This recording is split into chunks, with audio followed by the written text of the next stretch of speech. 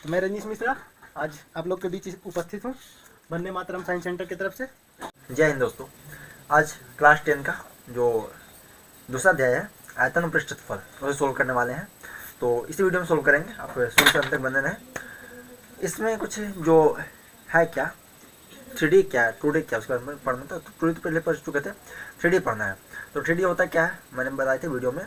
आप चैनल के प्लेलिस्ट में जाएँ और हाँ 8 क्लास जो प्लेलिस्ट बना हुआ है उसमें जाएँ और हाँ टोटल वीडियो डाला हुआ है कि 3D किसे कहते हैं, 2D किसे कहते हैं, कैसे आकृति होती है, घन क्या है, घनाभ क्या है, टोटल उसमें डाला हुआ है। आप वहाँ से देख सकते हैं, डिस्क्रिप्शन में लिंक डाल दिया जाएगा, आप वहाँ से देख सकते हैं। आज डायरेक्ट इसका क्वेश्चन आंसर करते हैं और कुछ इंट्रोडक्शन आपको जो है 3D का आप हमारे रजनीश सर से ले सकते हैं।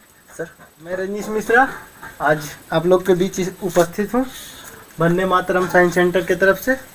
तो आज विद्यार्थीगण हम लोग पढ़ने वाले हैं अध्याय 2, जिसमें हम लोग पढ़ेंगे घन तथा घनाभ के वक्र, पृष्ठ, क्षेत्रफल और आयतन के बारे में। ठीक है।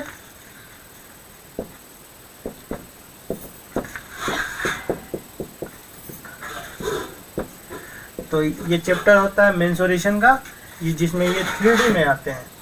3D बोले तो 3 डायमेंशन में जो फिगर होते हैं। 3 डायमेंशन करने का मतलब पहले हम लोग ड्रा करते हैं। ये कोई भी चीज़ हम लोग ड्रा किए तो इसमें एक चीज़ होती है लंबाई, दूसरी चीज़ होती है चौड़ाई।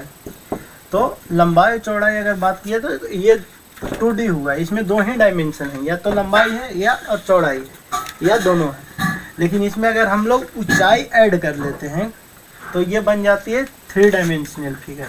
तो इसी तरह से हम लोग वर्ग को अगर 3 डायमेंशन में जोड़ा जाए तो वो बन जाता है घनाभ, तो सॉरी घन। तो ये बना हमारा घन। घन करने का मतलब आप लोग देखे होंगे पासा, जो कि लूडो वगैरह में यूज होता है। तो वर्ग को हम लोग तीनों डायमेंशन में अगर ड्रा करते हैं तो वो बनता है पासा। ठीक है, मतलब कि घन। और एक घनाभ क्या होता है, तो इसी तरह से होता है रेक्टेंगल। क्या इसको बोलते हैं, क्यूबॉइड। वो तो घनाभ हो गया ना, क्यूबॉइड। ये बना हमारा क्यूबॉइड, जो कि बनता है हमारा रेक्टेंगल से फॉर्म होता है। रेक्टेंगल को बनाते हैं तो रेक्टेंगल को चारों तरफ से मिलाते हैं और ये बनता है हमारा क्या, घनाभ। जैसे में एग्जांपल में आप ले सकते हैं, माचिस हो गया, कोई भी कार्टून हो गया, बहुत सारे चीज़ हो गया, हमारे बुक्स वगैरह हो गए, वो घनाभ होते हैं। तो इसमें क्या होता है, एक फलक होती है, क्या होती है यहाँ पे, एक होती है चौड़ाई, इधर हो गया लंबाई, और ये हो गया हमारा ऊंचाई। तो इस तरह से ये 3 डायमेंशन में फिगर बनता है। और 2 डायमेंशन में अगर बनाए तो घन में बनेगा हमारा वर्ग। तो अब हम लोग बात करते हैं, सिर्फ घन के बारे में बात करेंगे। ये तो हो गया हमारा बनावट कैसा होता है। तो आज आते हैं, बात करते हैं हम लोग इस घन के बारे में कि घन क्या होता है। तो हम लोग क्या बात पढ़े थे, वर्ग। वर्ग क्या होता है, हम लोग 2D में अगर पढ़े होंगे वर्ग, तो इसमें बताया जाता है कि जितना लंबाई होता है उतना ही चौड़ाई होता है। मतलब कि इसका ये और ये बराबर होता है, लंबाई और चौड़ाई जो होता है वो बराबर होता है। तो इसी तरह से अगर इसमें बनाया जाए तो इसका 6 जो फलक होंगे सारे के सारे वो बराबर होंगे। तो अब इसका आयतन भी, किसी भी चीज़ का आयतन निकालने के लिए उसका वक्र, पृष्ठ, क्षेत्रफल जो होता है, या पृष्ठ क्षेत्रफल इसमें बोला जाए, तो उसमें ऊंचाई से अगर गुना करते हैं तो बनता है हमारा, क्या बनता है, आयतन। तो इसी तरह से इसका अगर पृष्ठ क्षेत्रफल निकाला जाए तो वो होता है आपका लंबाई गुने चौड़ाई, जो कि वर्ग का क्षेत्रफल होता है, सॉरी आयत का क्षेत्रफल होता है।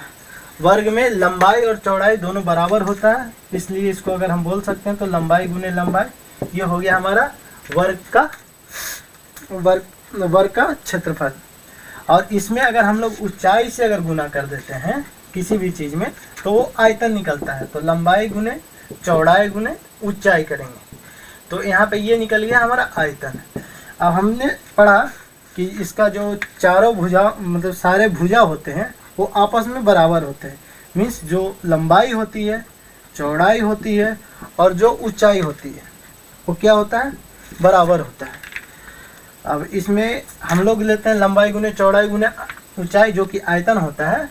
तो इसमें लंबाई भी बराबर है, चौड़ाई भी बराबर है, यानी जो भी है लंबाई है, और ऊंचाई भी जो भी है वो भी लंबाई ही है, सेम। तो इसमें अगर हम लोग आयतन निकाला जाए इसका, तो वो हो जाएगा लंबाई का होल क्यूब, मतलब एल का होल क्यूब, एल का होल क्यूब। ये हो गया हमारा इसका आयतन। अब हम लोग बात करेंगे इसका पृष्ठ क्षेत्रफल के बारे में। तो इसी तरह से वर्ग का क्षेत्रफल होता है, वर्ग का पृष्ठ क्षेत्रफल होता है लंबाई गुने लंबाई, जो कि बराबर होता है। इसमें L = L होता है, यहाँ पे दोनों लंबाई और चौड़ाई बराबर होते हैं वर्ग में।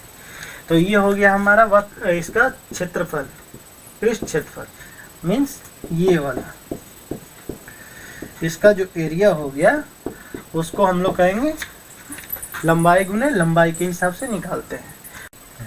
ये है एक रूबिक क्यूब। तो ये जो है इसका जो भी बनावट है वो है घन के हिसाब से। तो ये हमारा जो पार्ट हो गया ये है हमारा क्या है, ये एक वर्गाकार है। तो इसी को हम लोग निकालते हैं वर्ग का, ये जो पार्ट हो गया वो क्षेत्रफल हो गया इसका। तो इस हिसाब से अगर हम लोग घन में आए, जब घन बनाते हैं किसी भी वर्ग का, तो उसमें कितने भी फलक हो जाएंगे, एक ये वाला पार्ट, 2 3 4 5 और एक इसका फ्रंट वाला, मीन्स एक वर्ग हो गया, ये दूसरा वर्ग, तीसरा, चौथा, पांचवा और ये छठा, मतलब 6 वर्गों के मिल से ये बनता है हमारा घन। तो इसका क्या हो जाएगा पृष्ठ क्षेत्रफल, बस इसका वर्ग का क्षेत्रफल जो है उसमें 6 से गुना करते हैं, मतलब 6 इंटू लंबाई गुने लंबाई। अब कहने का मतलब हो जाएगा 2 बार लंबाई तो 6 इंटू लंबाई का होल स्क्वायर, यानी 6L²। ये हमारे निकल के आता है वर्ग का घन का पूरा क्षेत्रफल, जो कि 6 फलकों का क्षेत्रफल का योग होता है। तो अब हम लोग बात करते हैं घन का विकर्ण के बारे में। विकर्ण यानी सबसे लंबा चीज जो कि किसी भी घन के अंदर फिट आ सकती है, ठीक है। सबसे बड़ा चीज या सबसे लंबा चीज बोला जाए, बात करें। हाँ, तो घन का विकर्ण मतलब कोई भी घन इस तरह का चीज। तो इसमें सबसे लंबा चीज, सबसे लंबा वस्तु या सबसे लंबा डंडा वगैरह या रॉड कहाँ से कहाँ तक है, हम लोग इस एंगल से इस कोण से इस कोण तक अगर ले जाते हैं तो उसकी लंबाई सबसे ज़्यादा होगी। इस तरह से अगर हम लोग वर्ग में बात करें, तो अगर हम लोग ऐसे करेंगे तो ये मैक्सिमम लेंथ नहीं होती है किसी भी चीज़ को पुट करने का। तो हम लोग मैक्सिमम लेंथ का कोई भी चीज़ यहाँ पे रख सकते हैं, इस एंगल से इस एंगल, इसी को हम लोग बोलते हैं विकर्ण। सेम है, इसका विकर्ण होगा अगर इस एंगल से यहाँ तक मिलाया जाए या फिर इस एंगल से यहाँ तक मिलाया जाए। तो इसकी फॉर्मूला होती है √3 इंटू L यानी भुजा। अब घन के बारे में हम लोग एक और जानकारी ले लेते हैं, जो कि अक्सर क्वेश्चन पूछा जाता है कि चारों दीवारों का क्षेत्रफल। तो यहाँ पे इस तरह का अगर घन हम लोग लेते हैं तो चारों दीवारों का क्षेत्रफल करने का मतलब ये हो गया, इस पार्ट को इस पार्ट को इस पार्ट को ऐड करेंगे, ऊपर नीचे को छोड़ देते हैं।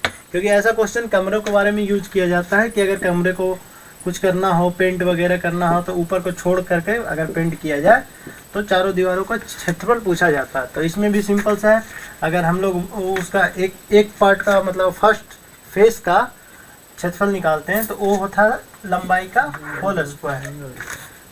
इसी तरह से अगर हम लोग चारों दीवारों का क्षेत्रफल निकालें जो कि एक्चुअल होता है, तो इसको सिर्फ 4 से हम लोग को मल्टीप्लाई करना है, गुना करना है, यानी 4L² हो गया। चलिए थैंक यू सर। और हम आते हैं डायरेक्ट क्वेश्चन पे, क्योंकि और जब इसमें डाला हुआ है, सॉरी जो पढ़ना है वीडियो डाला हुआ है। पहला क्वेश्चन देखते हैं, इसमें क्या दिया हुआ है, 8 सेंटीमीटर किनारे में घन है, ठीक है। उसे 2 सेंटीमीटर किनारे वाले घन में कितने घन से बनाए जा सकते हैं, पूछा है कि 2 सेंटीमीटर किनारे वाले कितने घन बनाए जा सकते हैं। मतलब एक बड़ा सा घन है 8 सेंटीमीटर जिसकी भुजा है, और एक छोटा घन जो बनाना है तो उसकी भुजा है 2 सेंटीमीटर।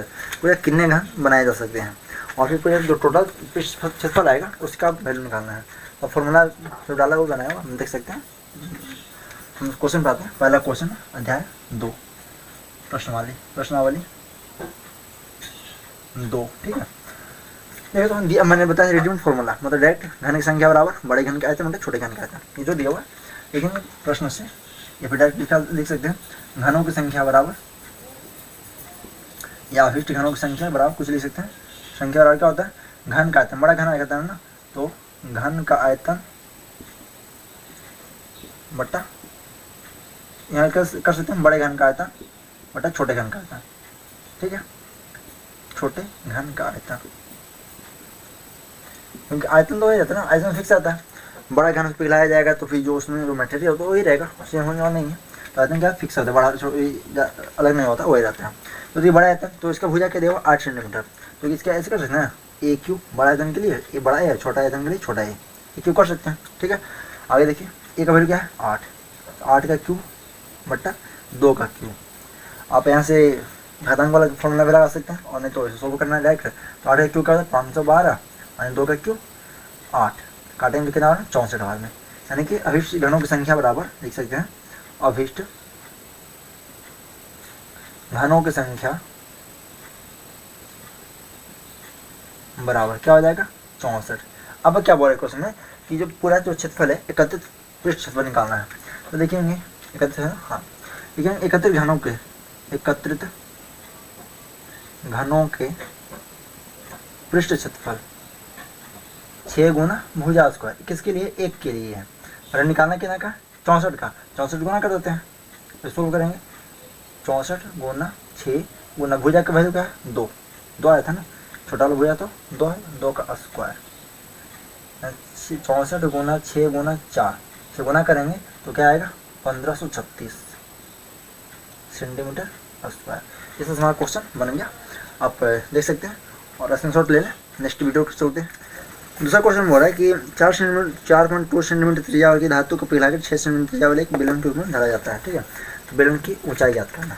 देखिए एक गोला है जिसकी त्रिज्या 4.2 सेंटीमीटर है, दूसरा क्या है जो बनाना है ये बेलन है सीमेंट, ठीक है, इसकी त्रिज्या 6 सेंटीमीटर। अब बोले इसकी ऊंचाई क्या होगी, मतलब अभी मैंने बताया कि दोनों का आयतन क्या होगा, जब पिघला कर बोले स्पीड कर बोले आयतन सेम रहता है, सेम आता है ना, इसका आयतन क्या होगा बराबर होगा। अब इसमें मैंने क्या लिख दिया यहाँ, माना कि बेलन की ऊंचाई h मान लिया h है। अब प्रश्न से क्या बोला बेलन की त्रिज्या बराबर 6 सेंटीमीटर दे रखा है, बेलन गोले की त्रिज्या बराबर 4.2 सेंटीमीटर, इसमें मैंने कैपिटल R और स्मॉल r इसलिए आगे कम देगा, इसलिए अगर दोनों समान कर दो तो काटने में थोड़ी दिक्कत होती है, जैसे अलग अलग R ले लिया क्योंकि R के दोनों वैल्यू अलग है, तो R स्मॉल और कैपिटल ले लिया। अब क्या होगा बेलन का आयतन बराबर गोले का आयतन, क्यों, क्योंकि उसी को पिघलाया जा रहा है, ठीक है, तो दोनों आयतन क्या होगा बराबर। तो बेलन के आयतन का formula 4 pi R square H, sorry pi R square H, और यहाँ से गोले के आयतन का हो जाएगा 4/3 into pi R square cube. ठीक है, तो यहाँ पाई से पाई का हो जाएगा कैंसिल, पाई से पाई का कट गया। अब क्या बचा हमारे पास आर का स्क्वायर, आर क्या 6, तो 6 का स्क्वायर मतलब 6 into 6 into H equal to 4/3 4.2 4.2 4.2 Q इसका है। हमें एच निकालना है तो मल्टीप्लाई से डिवाइड में, और डिवाइड तो है वैसे काटना है, काटेंगे कैसे 2 से 14 या 42 1.4 हो जाएगा, सिंपली कट रहा है। 6 7 42 0.7, 6 7 42 0.7।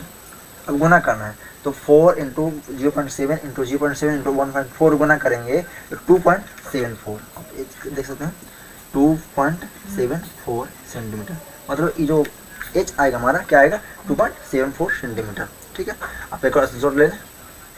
थर्ड नंबर क्वेश्चन लिखते हैं। इसमें क्या बोला 3 घन है, एक की भुजा 3 सेंटीमीटर 4 सेंटीमीटर 5 सेंटीमीटर, मतलब घनाकार पिंड है 3 घन है जिसके तीनों साइज अलग अलग है, एक का 3 सेंटीमीटर, दूसरे का 4 सेंटीमीटर, तीसरे का 5 सेंटीमीटर। अब क्या बोला इसे तीनों को पिघला दिया गया, एक नया घन बनाया गया, तो फिर आदमी में रहेगा इस तीनों घन का आयतन का योगफल बराबर क्या नए जो घन बनेगा उसका आयतन।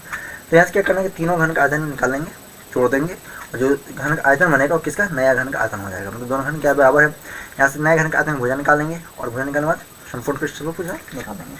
देखेंगे प्रश्न से घनों की भुजा वाला क्या है दिया हुआ 3 सेंटीमीटर 4 सेंटीमीटर 5 सेंटीमीटर। नए घन का आयतन क्या हो जाएगा, तीनों घनों का आयतन का योगफल जोड़ देंगे। भुजा क्यू बराबर जो नया घन बनेगा उसका भुजा क्यू बराबर भुजा क्यू प्लस भुजा क्यू, यहाँ आप ऐसे कर सकते हैं एस क्यू, सॉरी मतलब बड़ा वाला एस कर देंगे ताकि पता चले नया भुजा बनने वाला बड़ा बनेगा।